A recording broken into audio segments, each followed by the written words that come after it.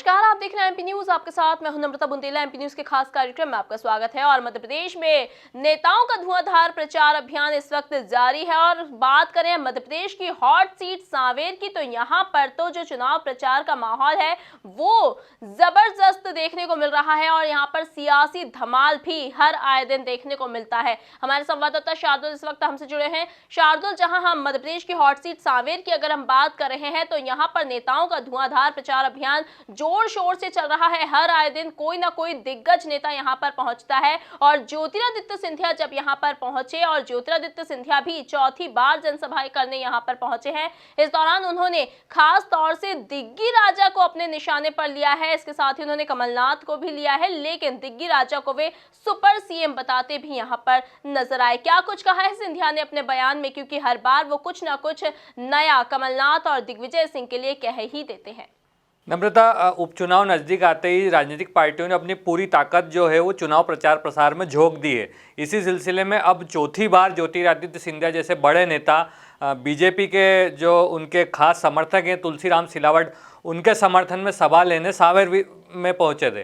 तो सांवेर में उन्होंने पहुंचने के बाद इस बार दिग्विजय सिंह और पूर्व मुख्यमंत्री कमलनाथ दोनों को आड़े हाथों लिया और उन पर निशाना साधते हुए कहा कि ये दोनों जोड़ी हमेशा चुनाव के समय सामने आती है। और जब चुनाव के दौर आता है उस समय ये जोड़ी एक पर्दे के पीछे रहता है और एक पर्दे के सामने आकर बात करता है। तो इस तरह से उन्होंने बताया कि दिग्विजय सिंह जो हैं, जो पिछले जो कार्यकाल था कमलनाथ का, उसके अंदर सुपर सीएम की भूमिका में थे, क्योंकि जब चुनाव जब आता है तो दोनों साथ में रहते हैं। लेकिन जब चुनाव खत्म हो जाता है, जब सत्ता संभालनी रहती है, तो कमलनाथ पर्दे के सामने आकर काम करते हैं और उनको कठपुतली की तरह जो है दिग्विजय सिंह चलाते हैं। तो ऐसा उन्होंने मंच से आरोप लगाया। हालांकि इस तरह के आरोप और इस तरह की बयानबाजी सिंधिया पहले भी कर चुके हैं कमलनाथ को लेकर और कमलनाथ सरकार को लेकर, लेकिन इस बार जब उन्होंने इस तरह की बयानबाजी की तो काफ़ी लंबे समय बाद सांवेर चुनाव में इस तरह की बयानबाजी की।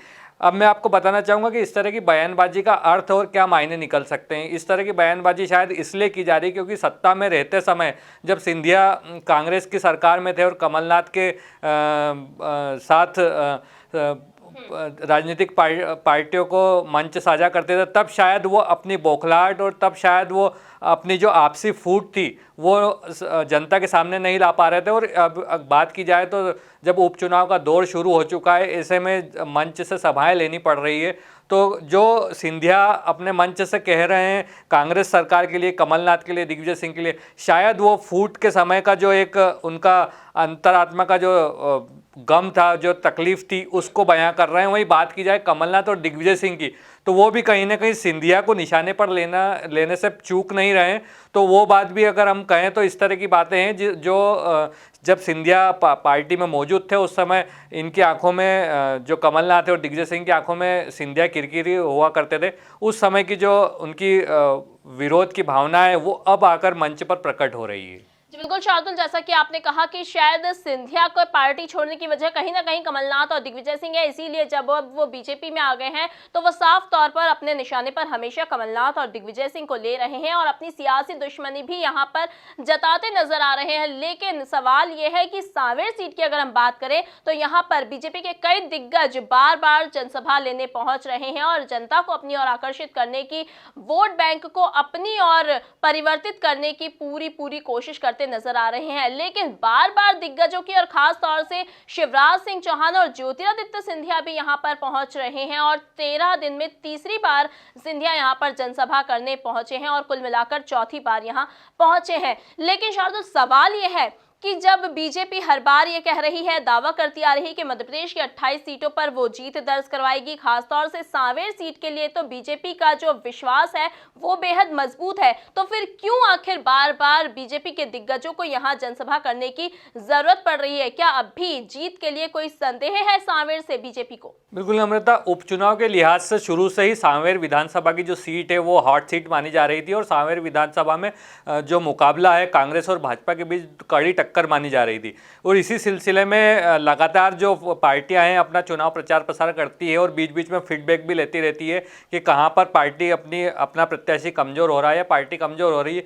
तो कहीं ना कहीं ये संदेह से मैं पीछे नहीं हटूंगा कि संदेह तो होगा भाजपा को, क्योंकि सभी जो विश्लेषक होते हैं राजनीति के उनकी नज़र में भी जो सांवेर विधानसभा सीट है वो हॉट सीट मानी जा रही है। ऐसे में ऊंट किस करवट बैठेगा ये तो खैर चुनाव के बाद ही स्पष्ट हो पाएगा, लेकिन उसके पहले जो प्रत्याशी हैं और जो स्टार प्रचारक है दोनों ही पार्टियों के वो पूरी ताकत झोंकना चाहते हैं। लेकिन बात की जाए कांग्रेस की तो कांग्रेस ने सांवेर विधानसभा में उतना प्रचार प्रसार में अपनी ताकत नहीं झोंकी है जितने की बीजेपी ने झोंकी है। बीजेपी के ज्योतिरादित्य सिंधिया जो कभी छोटी सभाओं में या छोटे चुनाव में जाना पसंद नहीं करते थे, एक समय वो था जब वो कांग्रेस में थे, वो आज अपने जो कट्टर समर्थक हैं तुलसीराम सिलावट उनके लिए 4 बार सांवेर विधानसभा में प्रचार के लिए आ चुके हैं।